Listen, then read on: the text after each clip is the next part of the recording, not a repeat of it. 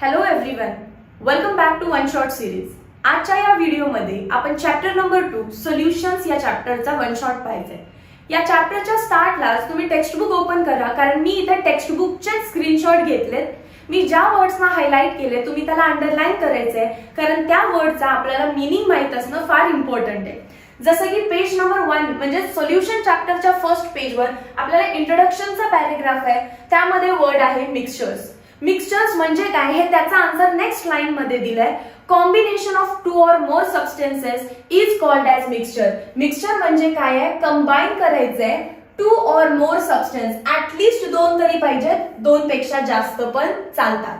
मग त्याच्यानंतर मिक्सचरचे एक्झाम्पल्स तुम्हाला माहिती पाहिजेत. मिक्सचरचे एक्झाम्पल्स काय आहेत? तर पहिलं एक्झाम्पल आहे air, because air is mixture of gases. Nitrogen, oxygen, hydrogen सगळे मिक्स झाले आणि एअर तयार झाली. So air is a mixture of gases. And second example आहे रॉक.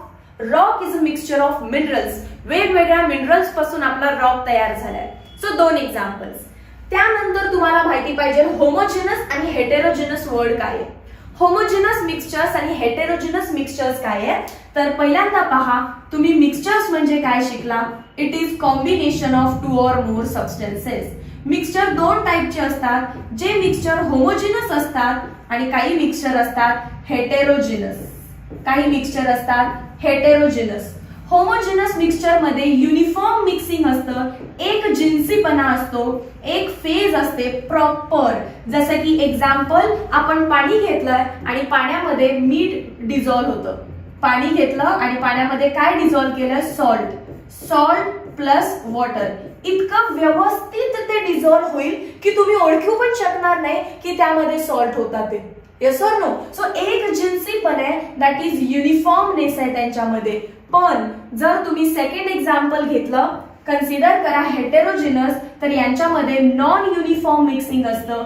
नॉन युनिफॉर्म मिक्सिंग म्हणजे एक जिन्सीपणा नाहीये, वन फेज नाहीये. एक्झाम्पल, एक बुट्टी घेतली आणि त्याच्यामध्ये मी साखरेचे मोठे मोठे खडे आणि मिठाचे छोटे छोटे कडे घेतले. साखर आणि मीठ मिक्स केलं एकमेकांमध्ये. काय आहे? Salt plus sugar. तर हे काय एक जिन्सीपण आहे का? तुम्ही ओळखू शकताय ही साखर आहे, हे मीठ आहे. No uniform mixing, hence it is called as heterogeneous mixing.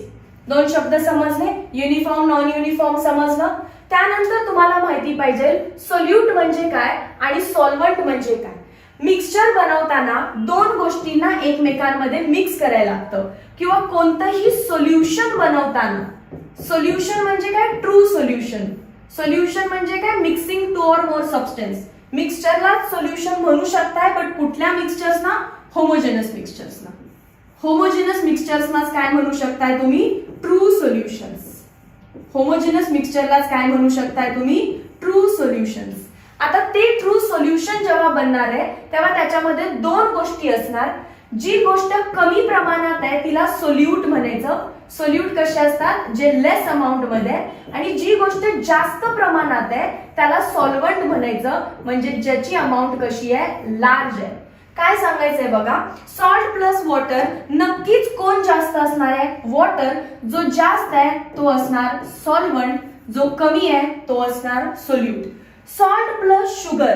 समजा मी शुगर कमी टाकली, जे कमी टाकताय तो होतो सोल्यूट आणि जे जास्त टाकताय तो होतो सॉल्व्हंट. याचा अर्थ ज्याच्यामध्ये विरघळतं तो सॉल्व्हंट, जो विरघळतो तो सोल्यूट. समजलं? अगदी बेसिक कन्सेप्ट आहे.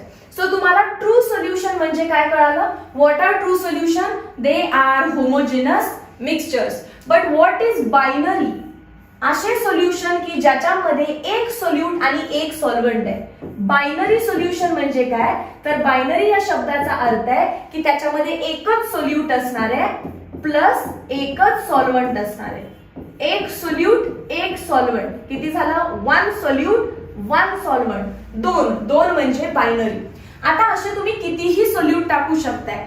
एक बीकर घेतला, बीकरमध्ये पाणी घ्याल, बीकरमध्ये पाणी घ्याल आणि त्यामध्ये काय टाका? त्याच्यामध्ये टाकलं शुगर.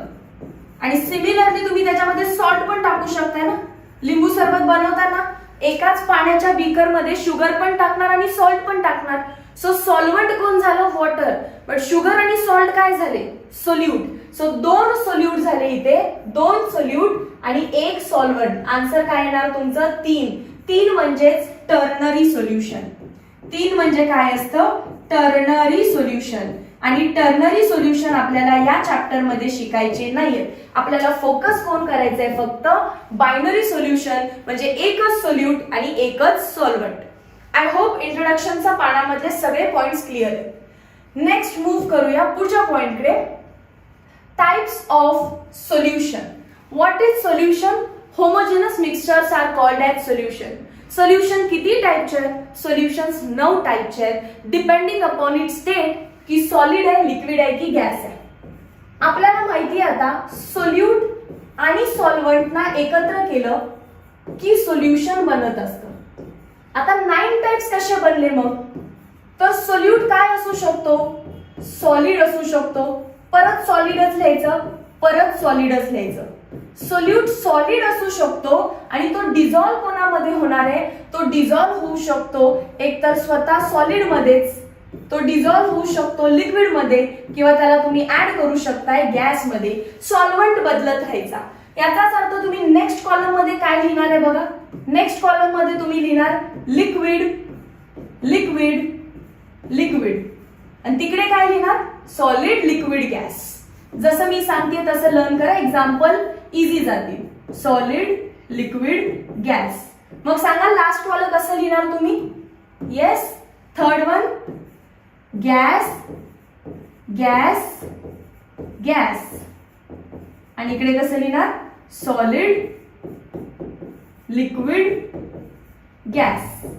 आता आपण एक्झाम्पल बघू. रोजच्या जीवनातले एक्झाम्पल आपल्याला लिहायचे, तेवढे लक्षात ठेवा. बाकीचं आपण जास्त काय रट्टा मारत बसत नाही. असं कधी झालं की नाही की सॉलिडला सॉलिड मध्ये ऍड केलं? सॉलिड प्लस सॉलिड काय देतात? ते अलॉय. सॉलिड प्लस सॉलिड काय असतात? ते अलॉय. मग अलॉय कोण आहे? अलॉय ब्रास आहे. सॉलिड स्टेट मध्ये शिकलाय तुम्ही. Brass, bronze. मॅम अलॉय कुठे शिकलोय असं म्हणू नका. इम्प्युरिटी डिफेक्ट मध्ये ब्रास शिकला ना. सो ब्रास काय आहे? Metal and metal. ब्रॉन्झ काय आहे? Metal and metal. So that is example of solid, solid. Solid liquid मध्ये काय? सॉलिड म्हणजे मीठ, लिक्विड म्हणजे पाणी. टाका मिठाला पाण्यामध्ये. Salt plus water. Next solid in gas. हा पेन सॉलिड आहे, ठेवला अख्ख्या या गॅस मध्ये.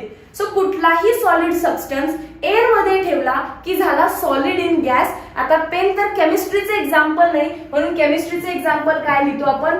Iodine salt, iodine salt in air, iodine salt in air. तुम्ही लिटरली शुगर इन एअर जरी लिहिलं ना तरी पण चालेल.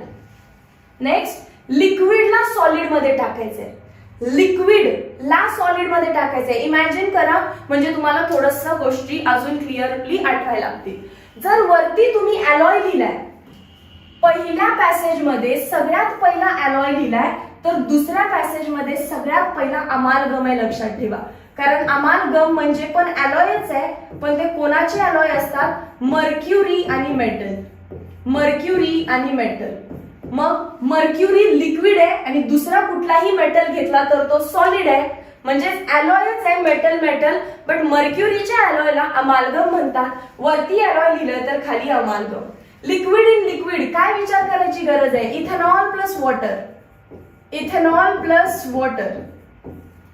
लिक्विड इन गॅस, हा गॅस आहे, याच्यामध्ये कुठलं लिक्विड आहे? मॉइश्चर, मॉइश्चर लिहा. किंवा जर केमिस्ट्रीचे एक्झाम्पलच लिहायचं असेल तर यू कॅन राईट. कोण दिले इथे? Chloroform. Yes, chloroform in nitrogen. CH3, chloroform in nitrogen. पण हे नंतर आठवलं नाही तर, नाहीतर मिक्सचर तर आहेच. नेक्स्ट बघू आता. गॅस सॉलिड वरती Raney nickel, Raney nickel metal आहे. Over hydrogen, over hydrogen gas. कितीतरी रिएक्शन केले तुम्ही केमिस्ट्रीच्या यामध्ये. Gas in liquid, gas in liquid म्हणजे लिक्विड तुमचं पाणी. पाण्यामध्ये कुठला गॅस आहे? Oxygen gas, oxygen gas in water. किंवा carbon dioxide in coke. Gas in gas air. This is how easily रोजच्या जीवनातून तुम्ही तुमचे 9 टाइप्स ऑफ सोल्युशन्स लिहू शकता. Let's move ahead. 2.3 प्रत्येक सोल्युशनची काही ना काहीतरी कपॅसिटी असते त्या सोल्यूटला डिझॉल्व्ह करून घ्यायची. बघा आता समजा मी सॉल्व्हंट घेतलाय, बीकर घ्या, त्याच्यामध्ये पाणी घ्या. आता ह्या पाण्याची काहीतरी कपॅसिटी आहे. असं नाहीये की तुम्ही जेवढं मीठ टाकाल तेवढं त्याच्यामध्ये सोल्युबल होईल. त्याची काहीतरी सर्टन कपॅसिटी आहे. त्या कपॅसिटीला पोहोचलं की त्याला म्हणायचं सॅच्युरेटेड सोल्युशन. फॉर एक्झाम्पल मी म्हणते की याची कपॅसिटी काहीतरी मानून चालू ना, याची कपॅसिटी आहे 2 ग्रॅम सॉल्ट डिझॉल्व्ह करणं. कपॅसिटी किती मानली आपण? 2 ग्रॅम. जर मी असं सोल्युशन घेतलं की ज्याच्यामध्ये 1 ग्रॅम सॉल्ट टाकलाय, 1 ग्रॅम सॉल्ट टाकला, याचा अर्थ तुम्ही अजून कपॅसिटी पर्यंत पोहोचलाय का? नाही. या कपॅसिटीच्या आधी असेल तर त्या सोल्युशनला म्हणायचं असतं अनसॅच्युरेटेड सोल्युशन. कपॅसिटीच्या पूर्वी त्याला म्हणायचं अनसॅच्युरेटेड सोल्युशन. मी छोटं लिहिलंय बघा इथे, अनसॅच्युरेटेड सोल्युशन. जेव्हा एकदम एक्झॅक्टली ती कपॅसिटी पोहोचेल, म्हणजे बीकर मध्ये 1 नाही 2 ग्रॅम सॉल्ट टाकला, 2 ग्रॅम टाकला असता तर त्याला म्हटलं असतं कपॅसिटी पोहोचली सॅच्युरेटेड सोल्युशन. सॅच्युरेटेड सोल्युशन व्यवस्थित डिझॉल्व्ह होणार आहे. 1 ग्रॅम टाकलं व्यवस्थित डिझॉल्व्ह होणार, अनसॅच्युरेटेड. 2 ग्रॅम कपॅसिटी आहे, 2 ग्रॅम टाकलं तरी पण व्यवस्थित सोल्युबल होणार. पण जेव्हा सॅच्युरेटेड कंटेंट येतो, मॅक्सिमम कपॅसिटी जेव्हा टाकताय तेव्हा त्यांच्यामध्ये असतो एक इक्विलिब्रियम. आणि तो इक्विलिब्रियम कसा आहे बघा, तुम्ही टाकलेला सोल्यूट त्या सॉल्व्हंट मध्ये, त्या पाण्यामध्ये व्यवस्थित डिझॉल्व्ह होतो. व्यवस्थित डिझॉल्व्ह होतो याचा अर्थ डिसोल्युशन होतं आणि सोल्युशन बनतं. व्यवस्थित डिझॉल्व्ह होतो आणि काय बनतं? सोल्युशन. सो फॉरवर्डला जेव्हा रिॲक्शन जाते तेव्हा असं म्हणतात डिसोल्युशन झालं. डिसोल्युशन झालं म्हणजे तो व्यवस्थित त्याच्यामध्ये विरघळला. बट त्याच वेळी डायनामिक इक्विलिब्रियम होतं. रिॲक्शन बॅकवर्ड पण येण्याचे चान्सेस आहेत, रिॲक्शन बॅकवर्डला पण येते. म्हणजेच काय, परत तुम्हाला सॉल्ट भेटेल, दॅट इज क्रिस्टलायझेशन होतं. दॅट इज क्रिस्टलायझेशन किंवा रिक्रिस्टलायझेशन होतं. हे कंटिन्युअसली चालू. Salt plus water give solution, solution परत सॉल्ट वॉटर परत सोल्युशन. हे तुम्हाला दिसत नसतं, हे तुम्हाला दिसत नसतं. And hence it is called as dynamic equilibrium. Hence it is called as dynamic equilibrium. समजलं? Rate of forward direction is equal to rate of backward direction. Hence equilibrium आहे. पण कसलं इक्विलिब्रियम? डायनामिक. डायनामिक म्हणजे changing equilibrium. जे equilibrium सारखं बदलत असतं, पुढे जातं मागे जातं. म्हणजे मी नेहमी हे एक्झाम्पल देते. मी आता इथे, तुम्ही मला पाहिलं मी इथे, हा आता डोळे बंद करा. मी पुढे गेले, परत मी त्याच जागेवर आले. तुम्हाला दिसलं का डोळे बंद केल्यामुळे मी पुढे गेलेले? नाही दिसले. तुम्हाला काय वाटणार, मॅमनी जागा सोडलीच नाहीये. पण मी जागा सोडून मागे आले, इक्विलिब्रियमला आहे. बट कधी? By changing my position. हे सुद्धा इक्विलिब्रियमला आहेत, but by changing that position. So dynamic equilibrium. तुम्हाला विचारतील डायनामिक इक्विलिब्रियम कधी असतो? डायनामिक इक्विलिब्रियम सॅच्युरेटेड सोल्युशन मध्ये पाहायला भेटतो. ठीक आहे. आणि आता कपॅसिटी पेक्षा जास्त टाकलं, 2 ग्रॅम आहे पण तुम्ही 5 ग्रॅम टाकायचा प्रयत्न करायलाय, तर आता तो डिझॉल्व्ह होणार नाही. 5 पैकी 2 ग्रॅमच डिझॉल्व्ह होणार. उरलेला 3 ग्रॅम इथं खाली साचलेला दिसेल तुम्हाला. उरलेला 3 ग्रॅम इथे खाली साचलेला दिसेल तुम्हाला. सच सोल्युशन इज नाव called as super saturated solution. Such solution is called as super saturated solution. समजलं? पाणी घेतलं, पाण्याची काहीतरी कपॅसिटी आहे की त्यामध्ये किती मीठ डिझॉल्व्ह होणार. समजा कपॅसिटी 2 ग्रॅम धरली, तुम्ही 1 ग्रॅम त्याच्यामध्ये सॉल्ट टाकला, व्यवस्थित डिझॉल्व्ह होईल. या सोल्युशनला म्हणायचं अनसॅच्युरेटेड सोल्युशन. 2 ग्रॅम टाकलं, व्यवस्थित डिझॉल्व्ह होईल, याला म्हणायचं saturated solution. So what is saturated solution? The saturated solution is the solution that contains maximum amount of solute dissolved in a given amount of solvent. दिलेल्या solvent मध्ये maximum amount of solute जेव्हा dissolve होतो at a given temperature, it is called as it is called as saturated solution. आणि 2 पेक्षा जास्त टाकलं तर नाही होणार. सॅच्युरेटेड सोल्युशनला तुम्हाला काय दिसत असतं? Dynamic equilibrium. आता ह्या डायनामिक इक्विलिब्रियमला जेवढी अमाऊंट लागते ती अमाऊंट किती आहे? 2 ग्रॅम. याच्यापेक्षा जास्त तुम्ही टाकलं तर सोल्युशन काय होणार? Super saturated. So what is super saturated solution? A solution containing greater amount than the equilibrium amount. Equilibrium साठी किती अमाऊंट लागते? 2 ग्रॅम. याच्यापेक्षा जर जास्त अमाऊंट ऑफ सोल्यूट टाकलं then it is said to be super saturated solution. मी खूप detail मध्ये सुद्धा वन शॉट सांगतेय. ठीक आहे, व्यवस्थित करा. ह्या 2 डेफिनेशन्स. काय काय विचारणार तुम्हाला तेही सांगते.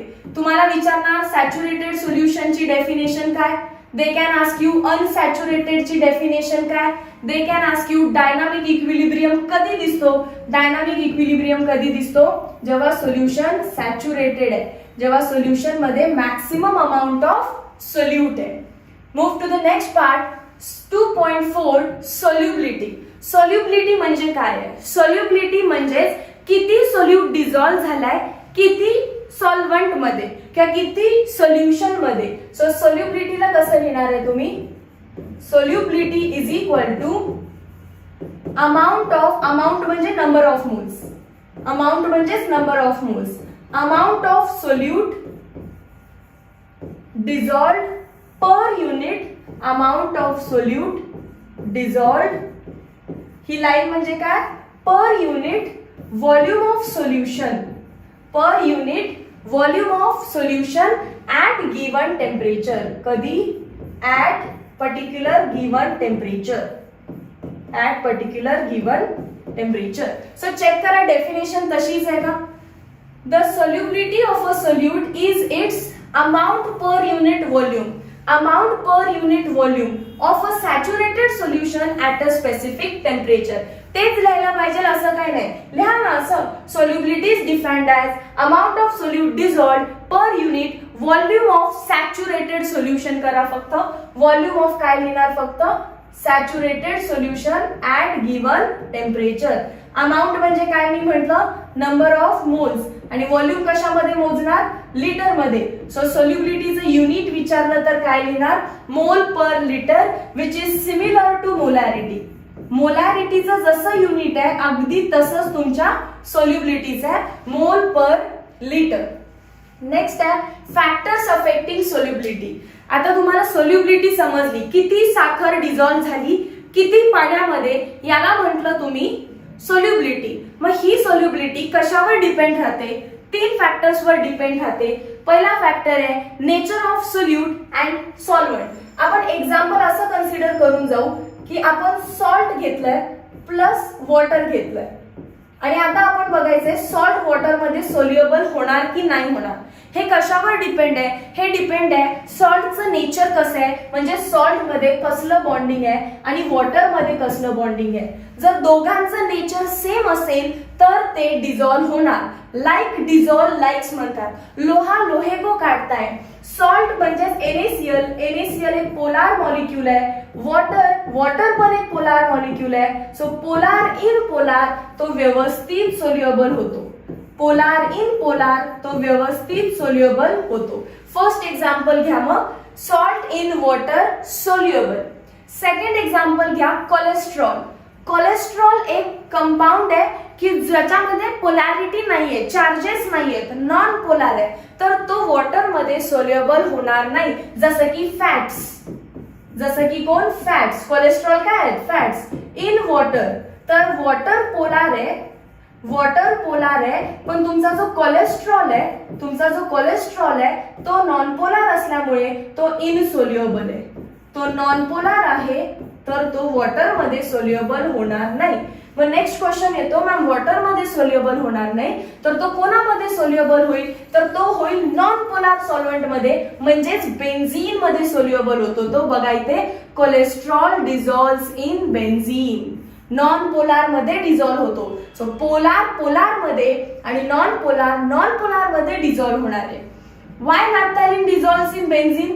कारण नॅफ्थॅलिन पण नॉन पोलार आहे आणि बेन्झीन पण नॉन पोलार आहे. नॅफ्थॅलिन पण नॉन पोलार आहे, बेन्झीन पण नॉन पोलार आहे, म्हणून and not in water, water polar आहे. मग आपण म्हणायचं rule says that like dissolve likes, naphthalene is non polar, so त्याच्यामध्ये तो कशामध्ये डिझॉल्व होईल, non polar benzene but not in polar water. Last question, sugar dissolves in water, absolutely yes. ते विचारतील का, तर तुम्ही सांगायचं कारण शुगर पोलार आहे, वॉटर पोलार आहे आणि शुगर वॉटर सोबत इम्पॉर्टंट रेड मध्ये हायलाइट केलंय, शुगर वॉटर सोबत इंटरमॉलिक्युलर हायड्रोजन बॉन्डिंग बनवतो. हे क्वेश्चन बँकच्या एमसीक्यू मध्ये विचारलंय, सो इम्पॉर्टंट आहे. शुगर वॉटर मध्ये का डिझॉल्व्ह होतं, कारण तो वॉटर सोबत इंटरमॉलिक्युलर हायड्रोजन बॉन्ड्स बनवतो. ठीक आहे, let us move ahead. Effect of temperature, टेम्परेचरचा इफेक्ट काय आहे कोणावर, of solubility of solid into liquid. तुम्ही एखादा सॉलिड घेतलाय जसं की सॉल्ट, कोणता सॉल्ट तुम्ही घेतलाय NaCl, NaCl ला तुम्हाला पाण्यामध्ये डिझॉल्व्ह करायचं आहे आणि जर तुम्ही टेम्परेचर वाढवलं तर काय होईल ते बघूया.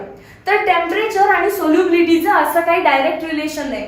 खरं तर आपल्याला वाटतं टेम्परेचर वाढलं सोल्युबिलिटी वाढायला पाहिजे, येस ऑर नो, कारण तुम्ही नॉर्मल पाण्यामध्ये साखर विरघळत असाल, वेळ लागतो, ते जरा गरम करा पाणी, साखर पटकन विरघळते. मग आपल्याला वाटतं टेम्परेचर वाढवल्यानंतर सोल्युबिलिटी वाढते, पण हे लॉजिक सगळ्यांवर ऍप्लिकेबल नाही, हे तुम्हाला हा ग्राफ सांगेल. Solubility of NaBr, NaCl, KCl हे जर तुम्ही बघितले that slightly increases with temperature. So solubility directly proportional to temperature आहे, पण कशी, स्लाइटली. पण कशी, स्लाइटली. ते पण कोणाच्या केसमध्ये, हे 3 एक्झाम्पल NaBr, NaCl, KCl. पण जर तुम्ही KNO3 बघितला, NaNO3 बघितला आणि KBr बघितला तर सोल्युबिलिटी इथे सुद्धा डायरेक्टली प्रोपोर्शनल आहे, पण ऍप्रिशिएबली, इम्पॉर्टंट वर्ड इथे, इन्क्रीजिंग ऍप्रिशिएबली. ऍप्रिशिएबली म्हणजे खूप मोठ्या प्रमाणात, स्लाइटली म्हणजे खूप छोट्या प्रमाणात.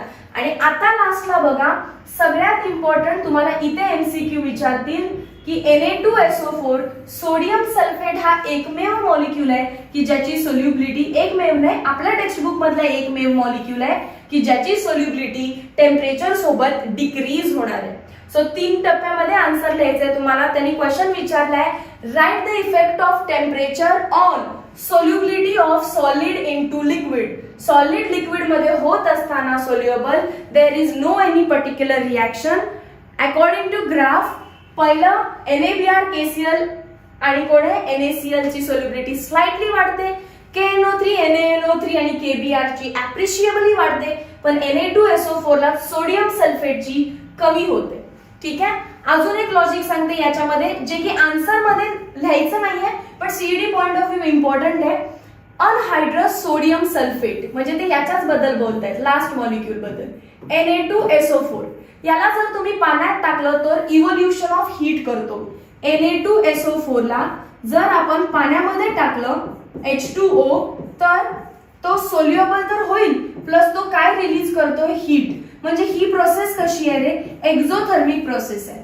या प्रोसेसला स्वतःला हीट नकोय म्हणून त्याने हीट बाहेर टाकली. आणि तुम्ही लोक काय करायला, तुम्ही लोक त्याचं टेम्परेचर वाढवायला. त्याला आवडेल का, त्याला स्वतःला हीट नकोय म्हणून तो हीट बाहेर टाकायला, आणि तुम्ही टेम्परेचर वाढवून अजून हीट वाढवताय तर त्याला ती गोष्ट आवडणार नाही. सो रिॲक्शन पुढे सोल्युबिलिटीकडे जाण्यापेक्षा बॅकवर्डला यायला लागते आणि त्याची सोल्युबिलिटी कमी होते. म्हणून Na2SO4 ची सोल्युबिलिटी कमी झाली. समजलं, एक्झोथर्मिक आहे, तो स्वतः हीट बाहेर टाकतोय, पण तुम्ही टेम्परेचर वाढवून त्याच्या मनाविरुद्ध काम करायला आहे, सो तो विरुद्ध दिशेला जायला लागेल. सोल्युबल व्हायचं होतं, आता तो सोल्युबल होत नाहीये. Let's move ahead. आता बघू टेम्परेचरचाच इफेक्ट पण gas into लिक्विडला.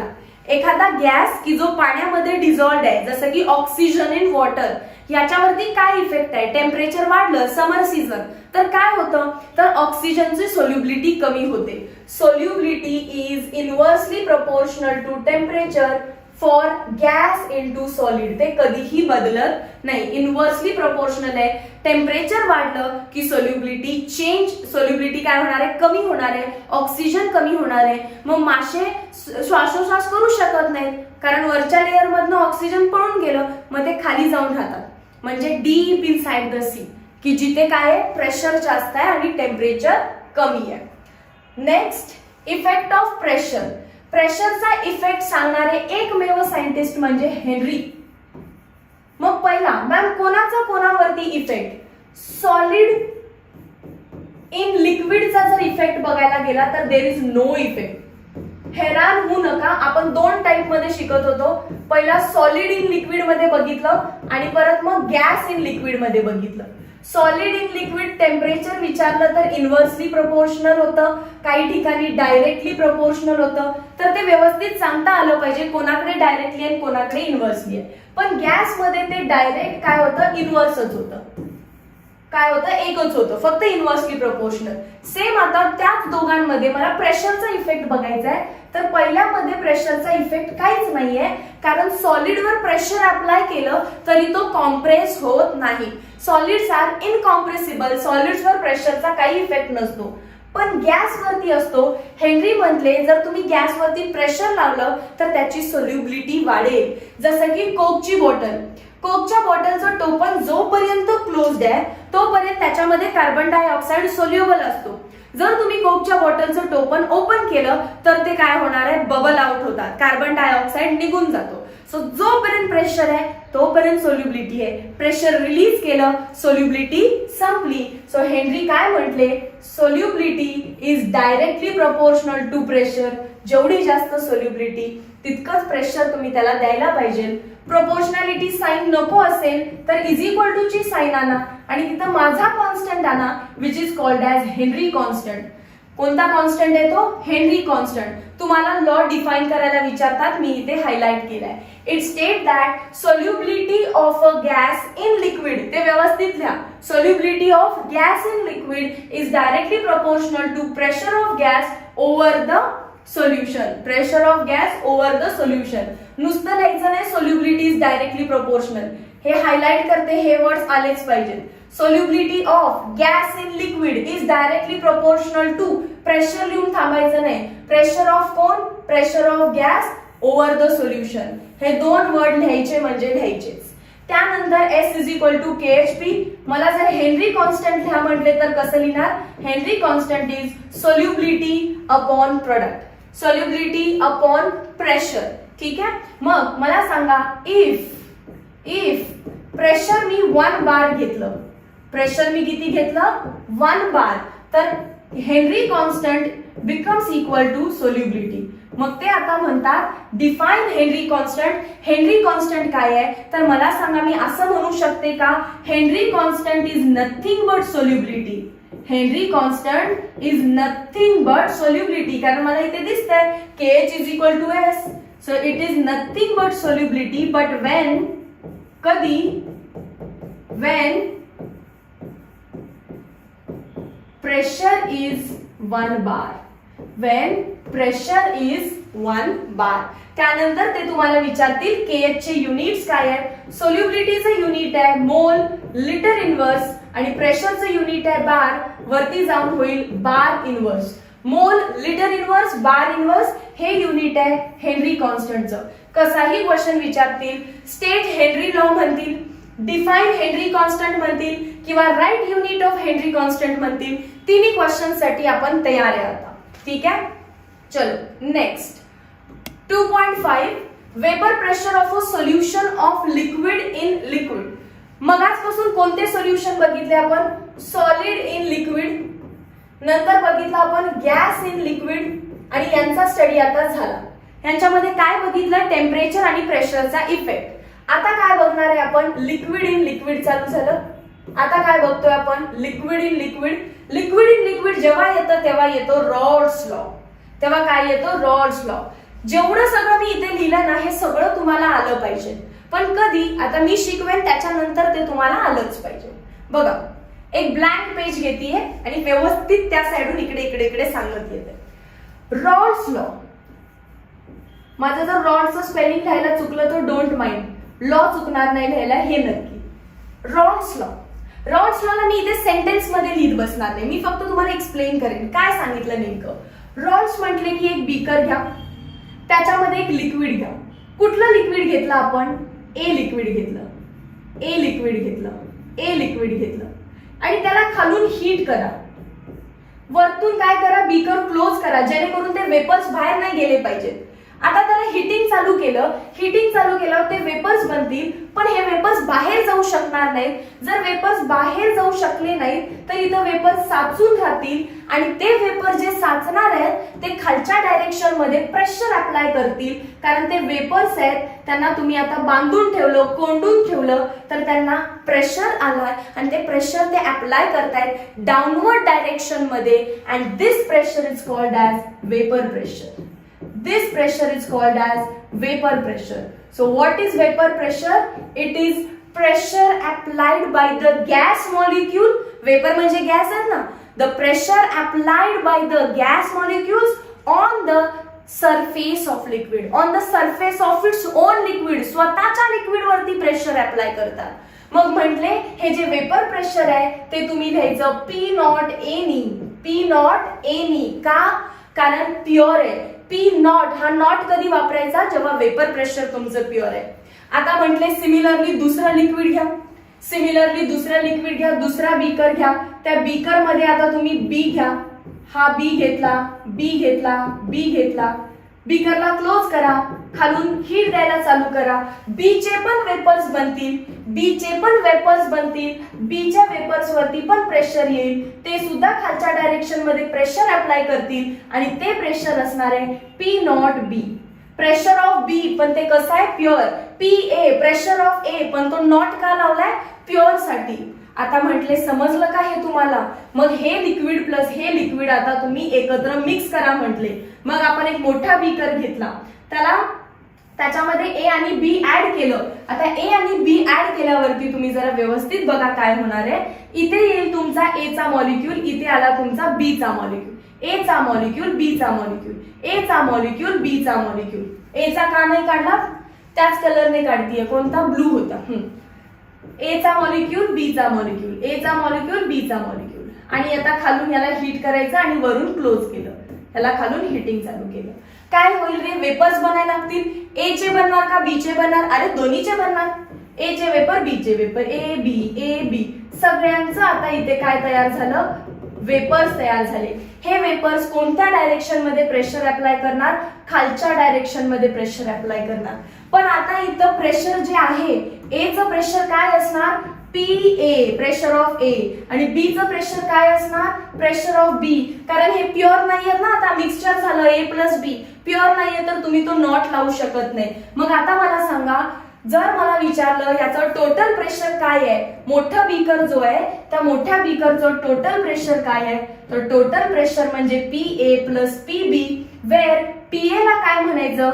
Where P A is, त्याला इम्प्युअर नाही म्हणायचं, वर्ड काय द्यायचा त्याला? पार्शल. वर्ड काय म्हणायचं त्याला? Partial pressure of A. आणि तिकडे काय म्हणणार? Partial pressure of B. P B काय असणार आहे? Partial pressure of B. समजलं हे? आता नेक्स्ट बघा.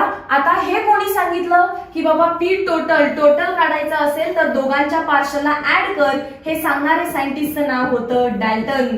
हे सांगणाऱ्या सायंटिस्टचं नाव होतं डाल्टन. मग रॉल्स म्हटले, बघा रॉल्स म्हणतात मी तुम्हाला एक लॉ सांगतो की तो लॉ वापरून तुम्ही पी ए ची व्हॅल्यू काढू शकताय. आता तुमच्याकडे पी ए आणि पी नॉट ए मध्ये काय रिलेशन आहे का?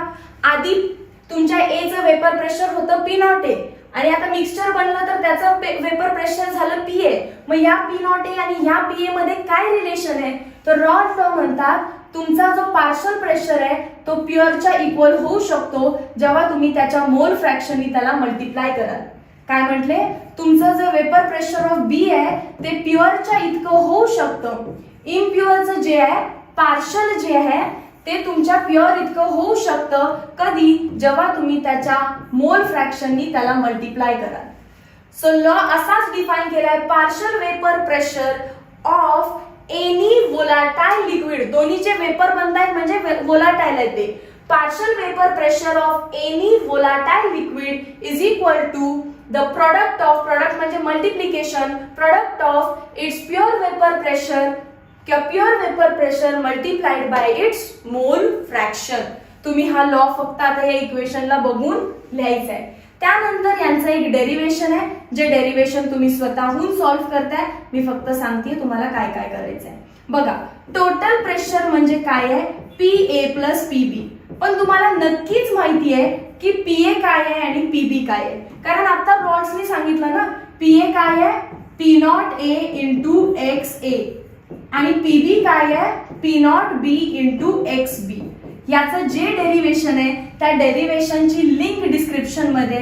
जर कोणाला हे डेरिवेशनच येत नसेल तर तुम्ही ते डिस्क्रिप्शन मधून बघायचं आहे. वन शॉट मध्ये सगळं शिकवणं पॉसिबल नाहीये. फायनल तुम्हाला फॉर्म्युला येणार आहे त्याचा P total is equal to P naught of B minus P naught of A into mole fraction of B plus P naught of A. Don't learn this formula. Learn करायची काही गरज नाहीये, तुम्ही फक्त डेरिवेशन सॉल्व्ह करायचं, आपल्या मनाने हे येईल. ठीक आहे. काही बुक्स मध्ये आपल्या टेक्स्ट बुक मध्ये जिथं जिथं B आहे ना तिथं तिथं 2 लिहा आणि जिथं जिथं A आहे तिथं तिथं 1 लिहा. ते काय म्हणतात, A म्हणजे 1 आणि B म्हणजे काय 2. तर हे तर तुम्ही करू शकता. Mole fraction of 2 plus mole fraction of 1. Hence असं डेरिवेशन डिराइव्ह केलं टोटल प्रेशर, पार्शियल प्रेशर आणि प्युअर प्रेशर मध्ये. समजलं रॉल्स लॉ काय होता. सो लास्टला काय राहतोय आता, ग्राफ. ग्राफ मध्ये तुम्हाला असा एक बीकर टाइप ग्राफ काढायचा आहे.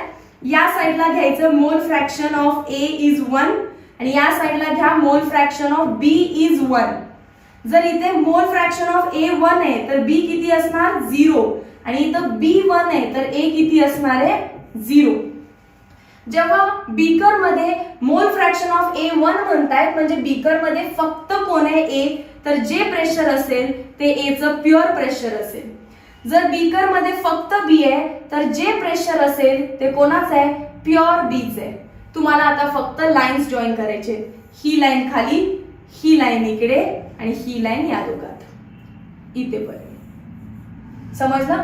हे कुठेही काढा काही मॅटर नाही. हे ब्ल्यू कुठे काढू मॅम काही मॅटर नाही. कुठे तुम्हाला मनाला पेन टेकू वाटते तिथे. मॅम A खाली काढू B वर काढू तरीही चालेल, फक्त ते 2 पॉइंट जोडायचे आणि असं लिहायचं. आणि नेक्स्ट काम काय करायचं, ही जी लाईन आहे वरची त्याच्यावर लिहायचं टोटल. इथं A आहे म्हणून इथे लिहायचं PA. या लाईनवर B आहे म्हणून इथे लिहायचं PB.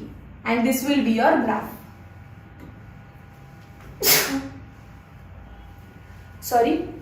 चला मग बघा काय काय आलं पाहिजे. Rawls law, derivation, graph. हे ग्राफ चुकलाय सो रेफर माय ग्राफ. काय चुकलं तेही सांगते.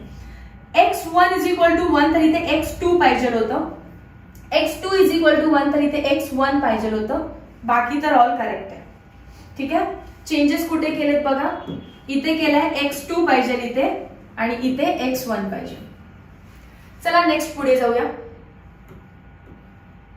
ओके, याचा स्क्रीनशॉट घ्या. नेक्स्ट आहे कंपोजिशन ऑफ वेपर फेज. दुसरा फॉर्म्युला त्याच्यामध्ये. आता रॉल्स लॉ म्हणाले कोणत्याही गॅसचं जर तुम्हाला पार्शियल प्रेशर काढायचंय तर त्याला pure pressure multiplied by its mole fraction करा. मग हा मोल फ्रॅक्शन कोण आहे, एक्स म्हणजे कोण, तर किती A आहे लिक्विड मध्ये, हा लिक्विडचा मोल फ्रॅक्शन आहे. ठीक आहे, लिक्विडचं मोल फ्रॅक्शन आहे. पण काही वेळा असं होतं की तुमचा मोल फ्रॅक्शन ऑफ A रिलेट केला जातो टोटल प्रेशर सोबत. पार्शियल प्रेशर आणि प्युअर प्रेशर नाही, पार्शियल प्रेशर आणि टोटल प्रेशर. तेव्हा त्याच्यामध्ये येतो YA. Y म्हणजे काय, मोल फ्रॅक्शन ऑफ गॅस. Y म्हणजे काय, मोल फ्रॅक्शन ऑफ गॅस. आणि हा क्वेश्चन जर समजायचा असेल नेमकं काय आहे तर त्याच्यासाठी लगेच हे न्यूमेरिकल आहे 2.3 ते सॉल्व्ह करा. काय दिलंय सांगते मी. The vapour pressure of pure liquid. Pure दिलं असेल तर कसं लिहिणार आहे, P0A. प्युअर किती दिलं आपल्याला, P0A इज इक्वल टू किती दिले आपल्याला 450. विथ युनिट लिहायचं, गिवन लिहायचं चालू आहे mmHg. नेक्स्ट काय दिलंय, अँड 700 mmHg. कोणाचं दिलंय ते, प्युअर बीचं. प्युअर असेल तर वरती टेंगू द्यायला विसरायचं नाही. किती दिलंय आपल्याला ते 700 mmHg. पुढे काय करायचंय, रिस्पेक्टिव्हली ऍट 350. टेम्परेचरची मला गरज नसते. Find composition. कंपोजिशन म्हणजे मोल फ्रॅक्शन ऑफ लिक्विड. लिक्विड म्हणजे ते विचारतायत XA किती आहे ते विचारतायत, XB किती आहे. दोन्ही लिक्विडच असतात ना, A पण लिक्विड आहे B पण लिक्विड आहे. आणि काय विचारतायत, vapour. Find the composition of liquid XaXb and composition of vapour. Vapour म्हणजे गॅस. YaYb विचारतायत. YA काय आहे विचारतायत आणि YB काय आहे विचारतायत. If total vapour pressure is 600, total किती दिले आपल्याला 600 mmHg. 600 mmHg. मग आता जे शिकवलं ते जरी आठवत असेल तरी हा क्वेश्चन सॉल्व्ह व्हायला पाहिजे. सोल्युशन काय शिकवलं मी जस्ट तुम्हाला. टोटल प्रेशर काय असतं PA प्लस PB. पण आपल्याला PA PB दिलाय का नाही. मग ते डेरिव्हेशन सॉल्व्ह करून आपण एक फॉर्म्युला आणलेला तो काय सांगतो P total is equal to पहिला B घ्यायचा P naught B minus P naught A into mole fraction of B plus P naught कोण असणार P नॉट A. पुढे मग व्हॅल्यू सबस्टिट्यूट करा. P टोटल दिलाय तुम्हाला, टोटल दिलाय 600 इज इक्वल टू PB किती दिलाय 700, PA किती दिलाय 450. So 700 minus 450, 700 minus 450. त्याच्यानंतर मोल फ्रॅक्शन ऑफ B मला काढायचंय plus mole fraction of A किती दिलाय परत 450. सो कॅल्क्युलेशन्स करा. 600 मायनस 450 0 5 1 150 इथं किती येणार 0 5 2 इंटू मोल फ्रॅक्शन हे किती येईल XB is equal to 150 upon 250. 150 upon 250 that is 5 3 चा 15 5 5 चा 25. Answer is 3/5. फ्रॅक्शन मध्ये ठेवलं तरी चालेल. XB 3/5 असेल तर XA काय असतो XA प्लस XB 1 असतो. तर XA काय झाला बघा इथे लिहिते XA प्लस XB ची व्हॅल्यू 1 असते. therefore XA is equal to 1 minus 3.5. 1 minus 3.5 किती आलं 2.5. अँड दिस इज हाऊ तुम्ही XA आणि XB ची व्हॅल्यू काढली. स्क्रीनशॉट घ्या. 5 4 3 2 1. इथे सॉल्व्ह करू. आता आपल्याला काढायचंय YA आणि YB. तर आपल्याला माहिती आहे की PA ला आपण असंही लिहू शकतो P टोटल इंटू YA. पण PA दिलाय का नाही, पण आपण हे माहिती आहे ना PA कसा लिहू शकतो P naught A into XA is equal to P total into YA. आता P नॉट A XA कुठून आला रॉल्स लॉ. YA काढायचंय. So YA is equal to P naught A into XA divided by P total. सगळ्याच्या values आहेत आपल्याकडे. P naught A ची value 450 into XA ची value 2/5 आणि P टोटल ची व्हॅल्यू 600. 0 ला 0 कट. अजून काय होऊ शकतं का 2 1 चा 2 3 चा वेगळ्या कलरनी करू. अजून काय होऊ शकतं का 2 1 चा 2 2 3 चा आणि 0 5 1 चा 5 5 9 चा 45. So this is 9/30. 9/30. अजून काय कॅल्क्युलेशन्स करू शकताय तुम्ही 3 1 चा 3 3 चा 9 3 3 चा 9 आणि हे झालं 10. That is equal to 0.3. जर YA 0.3 आहे तर YB किती असणार आहे 1 मधून मायनस करायचं आणि आन्सर लिहायचं. 1 मधून मायनस केलं किती आलं आन्सर ते 0.7. नेक्स्ट जे सोल्युशन रॉल्स लॉ फॉलो करतात. रॉल्स लॉ फॉलो करतात. मग परत आठवण करून देते रॉल्स लॉ काय आहे. रॉल्स लॉ सांगतं की बाबा जर तुम्हाला पार्शल प्रेशर काढायचं आहे कोणाचं तर pure pressure multiplied by mole fraction असतो. मग जर बीचं जरी काढायचं असेल तरी P नॉट B इंटू काय असतो XB असतो. हे समजलं. त्यानंतर काय म्हटले अजून तुम्हाला पार्शल प्रेशर काढायचंय. प्युअर नसेल तर तुम्ही टोटल वरून काढू शकता पण तेव्हा YA घ्यावा लागतो. PB काढायचं असेल पण तुमच्याकडे प्युअरचं नसेल तर P टोटल इंटू YB घ्यायला लागतं. हे इक्वेशन जर फॉलो करत असेल सोल्युशन तर such solution is called as ideal solution. So what are ideal solution? The solutions that obey Rolle's law are called as ideal solution. Point number 1. आयडलचा पहिला point काय आला जे रॉल्स लॉला फॉलो करतात they are called as ideal solutions. Second, no heat is evolved or absorbed when the components forming an ideal solution is mixed. जेव्हा A B मध्ये mix करणार आहे ना बाहेरून हीट घेतली जाते ना बाहेर हीट टाकली जाते. दॅट इज जर तुम्ही लिक्विड A घेतलं आणि त्याची हीट आहे 10 जूल, जर तुम्ही B सोल्युशन घेतलं त्याची हीट आहे 20 जूल, या दोघांना मिक्स केलं आणि मिक्स करून AB बनवलं तर AB ची हीट असणार आहे 30 जूल. एक्झॅक्टली ऍड होते, डिफरन्स नाहीये त्यांच्यामध्ये. काय डिफरन्स म्हणजे डेल्टा एच. एन्थाल्पी म्हणजे एनर्जी कधी मिक्स झाल्यानंतर. So delta mixing is equal to final minus initial. Final किती झाली आहे आणि इनिशियल किती होती. सो फायनल किती आहे 30, इनिशियल किती होती 20 plus 10 again 30. 30 minus 30 0. So delta mixing enthalpy is 0. Similarly जर तुम्ही व्हॉल्यूमच्या टर्म्स मध्ये बोलला, समजा मी A घेतलाय 2 लिटर आणि B घेतलाय 4 लिटर, तर दोघांच्या ऍडिशन नंतर AB 6 लिटरचा बनतो. 6 मायनस 6 अगेन 0. सो व्हॉल्यूम साठी काय लिहिणार, delta mixture volume is equal to 0. हे कसं काय पॉसिबल आहे, तर हे पॉसिबल एका रिझन मुळे की यामध्ये खूप सारे A असणार आहेत, AA, यामध्ये खूप सारे B आहेत, सो BB, आणि तिकडे AB आहेत, सो AB. जो बॉन्ड AB मध्ये सिमिलर त्याच ताकदीचा बॉन्ड BB मध्ये आणि सिमिलर त्याच ताकदीचा बॉन्ड AB मध्ये. आता याच्यामुळे काय झालं, AA ची जी स्ट्रेंथ आहे ती जर इतकी असेल, BB ची पण एवढीच आहे, AB ची पण एवढीच आहे. सो इक्वल स्ट्रेंथ असल्यामुळे फोर्स नाहीये जास्त किंवा काही रिपल्शन नाहीये, त्यांच्या सगळ्या प्रॉपर्टीज कशा राहायचा प्रयत्न करतात, सिमिलर. सो यांना म्हणायचं force of interaction of. A ला कोण घ्यायचं, ऑलवेज ए ला सॉल्व्हंट म्हणायचं. Solvent solvent, force of interaction between solvent solvent. B ला सोल्यूट म्हणायचं, सोल्यूट सोल्यूट, सोल्यूट सोल्यूट. आणि हा काय झाला मग, सॉल्व्हंट सोल्यूट इज कंपेरेबल. त्यांच्यामधला फोर्स कसा असतो, कंपेरेबल असतो. सगळ्यात इम्पॉर्टंट बघा, हे डेल्टा व्ही मिक्सिंग मी तुम्हाला सांगितलं.